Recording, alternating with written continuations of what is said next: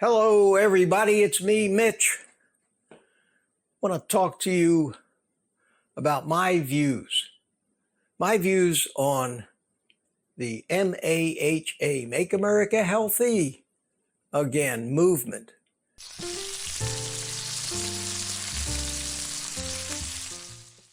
Kind of spearheaded by Robert F. Kennedy Jr. Some of their goals, their main talking points, and my opinions and insights on whether they're addressing the real problem. Hang in there with me while I cook breakfast and try to explain to you what I mean. First of all, the only way to solve a problem in reality is find the root cause of the problem and whatever you do, whatever your answer is, whatever your solution is, I think, at least in my mind, the most important thing you can do is make the solution to that root cause the main talking points. And if it's a movement like MAHA, then the main talking points that you hear in that movement should be what they intend to do to fix the root cause of the problem. And that, my friends, is where my views on the matter completely leave the station and depart with the main talking points that we hear from Robert Kennedy Jr. concerning the solutions to America's health crisis. And I want to talk about what those points are and why I think that while all the points that are being made are great points and valid points and will help, that the one thing, and I know it may sound funny and I may sound like some wild conspiracy theorist, but the one thing that they're not talking about is how to fix the root cause of the health crisis that we have in this country right now. So let me discuss what I think, what I've discovered, what I've pretty well proven to myself and believe right down to the bottom of my heart is the root cause. Why are we all diabetics? Why are we all overweight?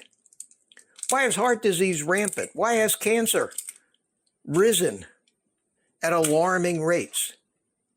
I've talked about this many times, and you all know what my answer is going to be. I talk about it ad nauseum. It's carbohydrate addiction. That's the problem. We're a nation of carbohydrate addicts.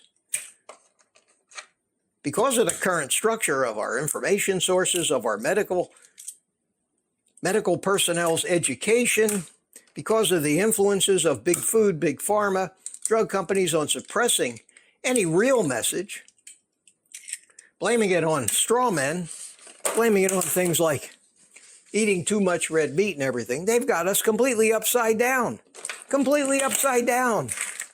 in all of our diet advice. In fact, the best diet advice I can give anybody is whatever they tell you to do, do the opposite. Do the opposite and you'll be doing the right thing. And that's become firmly embedded in our culture, in our knowledge, or at least what we think is our knowledge, in the practice of medicine itself, focusing on not eating meat. Don't eat too much fat, it causes heart disease. Leaving us with a diet made of mostly carbohydrates, the single most addictive substance in the world, and nobody admitting that there's even such a thing as carbohydrate addiction. I mean, it's the truth. It's absurd to think anything else after all the proof that we've had in our community. And our community is tiny. those of us that believe firmly that the only way to cure a carb addiction is abstinence. That leaves out every eating plan and diet on the planet, except carnivore, which coincidentally, or not coincidentally, happens to be the eating plan that all of our ancestors used for us to get here. Anybody that has a logical mind and has looked at the evidence would have to agree with that. Most don't. Not because they've examined both sides, they've never even heard our side of the story. So, for me, in order for any movement at any level, whether it's just our tiny little community. So here we are, a merry little band of zero carb people who, by default, have nothing left to eat but meat and fat. We've discovered that fat is necessary, that 70% of our calories from fat is about what we should be at, and eating no carbohydrates, and we're getting healthy and solving the problem. We're curing our diabetes. We're not having heart attacks every day. Nothing that they tell us is happening or going to happen actually happens to us. And yet, we don't hear about this on any public stage. What are we hearing about when you listen to Robert Kennedy speak? You're hearing very valid concerns. And I don't want to take anything away from him. I admire him greatly. But the concerns that he's talking about lie in a couple of main areas. Number one, he's talking about properly researched vaccines and the dangers of jumping on a vaccine bandwagon. Something we can't even talk about on YouTube lest we get canceled. He's talking about pesticides, herbicides, and poisoning from these chemicals that are sprayed. They're not sprayed on the cows, my friends. They're sprayed on plants. And the thrust of that whole movement, aside from the one thing they're right on about, which is eliminating ultra-processed foods, not something likely to happen with a nation of addicts that will not and refuse to give up that crap they're addicted to, with food companies engineering foods to be more and more addictive every day. People will not give that up. We see that every day. I get comments, I want to be on a carnivore diet, but I don't want to give up my fill in the blank. And yes, it'd be great if all the plants got sprayed with less poisonous chemicals. But the reality of it is that even if they weren't sprayed with poisonous chemicals, they are making poisonous chemicals of their own. It is their defense mechanism against getting eaten. The poisonous chemicals are going to be there, and that's why we eliminate the plants. That's one reason. The other reason is they're the major source of carbohydrate, which we've discovered we need to eliminate completely. So here we are. We're all excited about the Make America Healthy movement. We're all excited about having this discussion elevated to the highest levels of government. And yet I hear no discussion, none, about the tenets that we talk about of a carnivore lifestyle. It is not even being discussed. Have you heard any of these people on the MAHA train suggest that we should be eating a much greater quantity of meat? No. What they're saying is we should be shutting down and outlawing feedlots. And that's where Sean Baker brought attention to this yesterday. That will only decrease the meat supply when we need to be doing everything we can to make sure that the message that's getting out there is you need to be eating more meat, number one, and number two, that the meat that comes from these feedlots is almost every bit as good, and in some respects better, than the utopia of happy cows roaming in pastures on small farms. In order to feed the billions of people in this world and feed them what we know as a healthy lifestyle, unfortunately, factory farming of animal agriculture is going to have to be ramped up.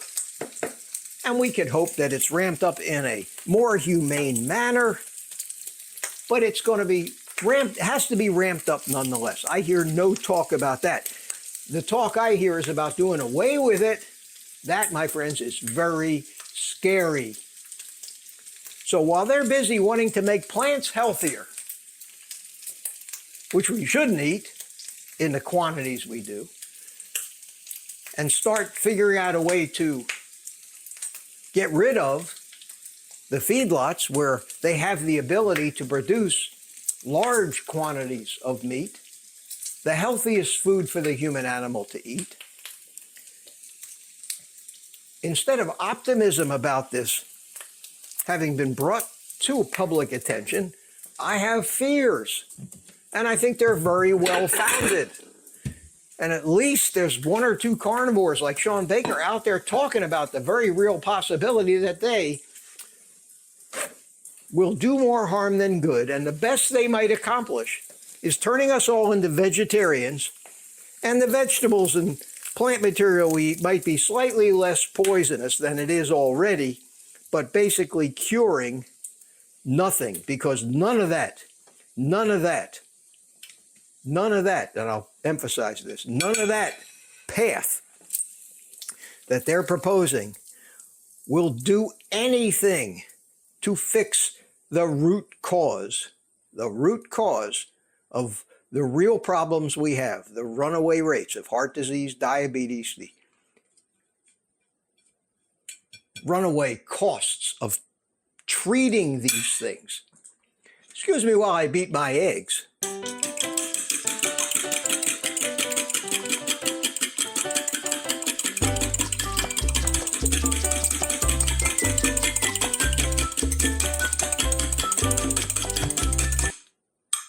Thank you.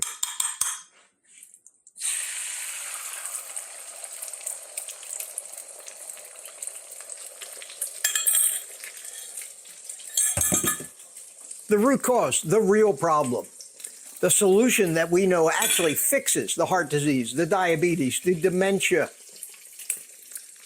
cures the carb addiction, and all the damage that high amounts of carbs and sugars, including pastas and breads and anything that may not even be sweet but carbohydrate nonetheless, fixes the damage from that, cures the addictions.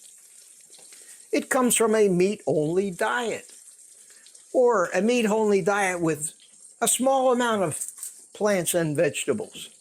As long as we have meat to eat, we don't need the survival food, which is what plants have been through the history of the evolution of life. I think we need to think about this and somehow maybe get this message out there more. Is that likely? It's such a foreign message to most people. They think we're absurd. They think we're stupid. We may be, but we're the healthiest stupid people on the planet right now. And I'll put my own results up against anybody's. As a 77-and-a-half-year-old man that used to weigh 200, 210 pounds and had every disease. I didn't have diabetes because I've always been low carb, but I had all kinds of things wrong with me, fatty liver. I had gout. I had rheumatoid arthritis. I had eczema all over my elbows and other places. I had high blood pressure. I was on drugs for many of these things. I was miserable. My digestive system was a disaster. I've got diverticulosis from a lifetime of eating fiber and the wrong kinds of things. All gone, all fixed. And if we want to fix America, and if we want to make America healthy again, we need to talk about two things first. Two things first, more than we need to be talking about pesticides or vaccines. We need to be talking about proper human nutrition. We're not. Not a whimper, not a mention of it outside of our little community of rebels here who have discovered the truth, who have accepted the root cause, which is excessive sugar and carbohydrate addiction at a massive level. We need to start talking about that addiction more seriously than we talk about drug addiction or alcoholism. I don't hear any of that talk. We can't expect the food companies to just go away and say, okay, we're going to stop making food more addictive. Not in a capitalistic society, you can't expect that. Not from companies. Not from companies whose sole purpose is to maximize returns for their stockholders. We cannot expect any of those people. Not only can't we expect them to help solve the problem, we can anticipate a huge battle as they oppose everything that anybody says to try to bring awareness to this. So no, unfortunately, I hold out very little hope of any real change because sadly, they've all missed the real problem. It's a shame. We have an opportunity. We need to get this message injected into the conversation. And this message is so simple. 0 carbs, 70% of your calories from fat, the rest from protein. We've solved all the problems. We won't have to worry about pesticides. We're not eating any of those foods that they spray the pesticides on in the first place. Vaccines, I can't talk about that too much here, but if we don't get sick, maybe we won't need the vaccines anymore. I can't talk to that, but I can with firsthand knowledge and surety of being right, I can address and have discovered and preach on a daily basis the real root cause of why all of these chronic conditions are out of control. And we can only do what we can do to try to convince those that have a voice in the national dialogue. Learn this, think about it logically, rationally, and take the steps to do those things that have to be done if this is ever going to be fixed. And I just talked about those. Especially important is figuring out a way to greatly ramp up the production of good animal products, red meat, poultry, whatever, fish, so it is as healthy as we can make it. Be kind to the animals. Give them the best life you can. Grasp the concept of the damage that carbs do to our body. Grasp the concept of carbohydrates' role as survival food in our multi-million year history. Grasp the concept of carbohydrate addiction as the strongest addiction the human animal will ever know. Develop programs to treat, counsel, and recovery programs for carbohydrate addicts. It's a lot to ask, but I think unless that philosophy of mine starts to appear in the national dialogue that's coming about our health, they'll make some small and what sadly will turn out to be inconsequential fixes, and we'll still be in the same boat. Basically, looking out for ourselves in the small number that we are, knowing that what we're doing is the correct thing to do. I hope I haven't depressed you with this. This is a dose of reality. I live in the real world. You'll never hear a word come out of my mouth that you can say to me or show me any debate that says, Mitch, you're wrong because. I'm not wrong. But I'm one little old guy talking here on YouTube to a very small audience. Maybe some of you can spread this around a little bit too. And with that, thanks for listening. Thanks for listening. I'm going to eat this fabulous first meal of the day for me. 5 big eggs, 5 thick strips of Wright's bacon. I'm going to nourish my body. I'm going to continue to get better every day.